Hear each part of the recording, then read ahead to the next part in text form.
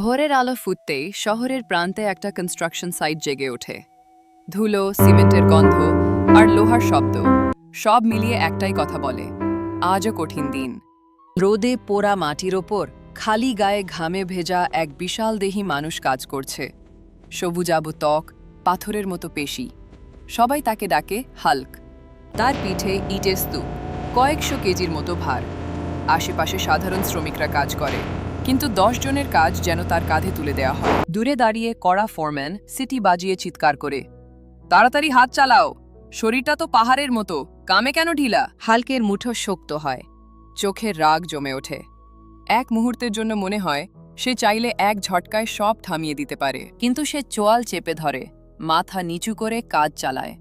ঘাম আর ধুলোর ভেতরেও সে নিজেকে বেঁধে রাখে। তার কাছে শক্তি মানে শুধু তাণ্ডব নয়, শক্তি মানে সহ্য করা আর প্রতিদিন আবার শুরু করা। দিন শেষে মজুরি না পেলে ঘরে চুলা জ্বলবে না, তাই সে রাগটাকে গিলে ফেলে। আর প্রতিটা ইটের সাথে সে যেন নিজের স্বপ্নটাকেও টেনে নিয়ে যায়।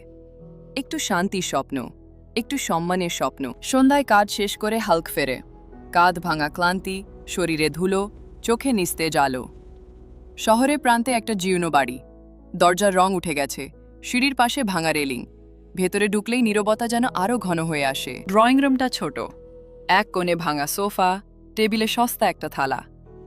হালকা ধীরে পা ফেলে ঢুকতেই তার স্ত্রী এগিয়ে আসে, মুখে বিরক্তি, চোখে তুলনা আর অভিমান। হালকো পকেট থেকে সারাদিনের মজুরি বের করে চুপচাপ তার হাতে তুলে দেয়। স্ত্রী ঠোঁট বাঁকিয়ে বলে, ব্যাস এই কয়েকটা টাকা? বাজারে চালের দাম কত জানো? পাশের বাসার ভাবি নতুন শাড়ি কিনল, আর আমি পুরনো তালি দেওয়া কাপড়ে দিন কাটাই। তোমার এই বিশাল শরীর দিয়ে লাভ কি যদি 2 পয়সা বেশি কামাতে না পারো? হাল্ক কিছু বলতে গিয়ে থেমে যায়, কণ্ঠটা যেন গলায় আটকে থাকে। তার দৃষ্টি চলে যায় খাবারের দিকে। ভাতের থালায় সামান্য ডাল, পাশে আধ পোড়া রুটি। পেটের খালি জায়গাটা চিৎকার করে ওঠে। হাল্ক হাত বাড়ায়, ঠিক তখনই স্ত্রী থালাটা টেনে নেয়। কথাগুলো ছুরির মতো পড়ে, খাওয়ার খুব শখ? আগে টাকা নিয়ে আসো, তারপর খাবার দিবে। যাও, সোফায় গিয়ে ঘুমাও। এক মুহূর্তের জন্য ঘরটা থমকে থাকে। অপমান, ক্ষুধা আর ক্লান্তি সব মিলে হাল্কের বুকের ওপর পাথরের মতো চেপে বসে। তবু সে রাগ দেখায় না, সে শুধু মাথা নিচু করে দাঁড়িয়ে থাকে, যেন বিশাল শরীরটার ভেতরেও সে আরও ছোট হয়ে গেল। ঘরের এক কোণে জীর্ণ সোফাটা আছে, যেখানে তার বিশাল শরীরও ঠিকমতো জায়গা পায় না। হাল্কো কোনো কথা না বলে ধীরে ধীরে সেদিকে হাঁটে।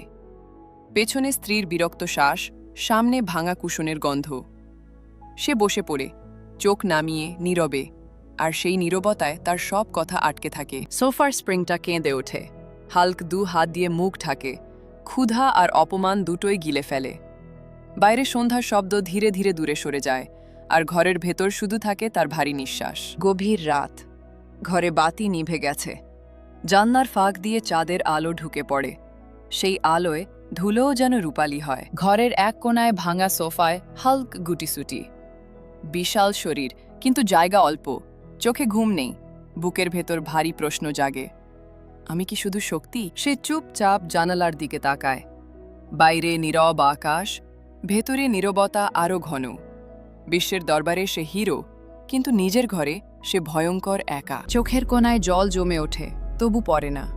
সে দম চেপে ফিসফিস করে, সবাই আমার শক্তি দেখে, কেউ আমার চোখের জল দেখে না। বাক্যটা ঘরের বাতাসে ঝুলে থাকে, শব্দ নয়, যেন দুঃখের শ্বাস।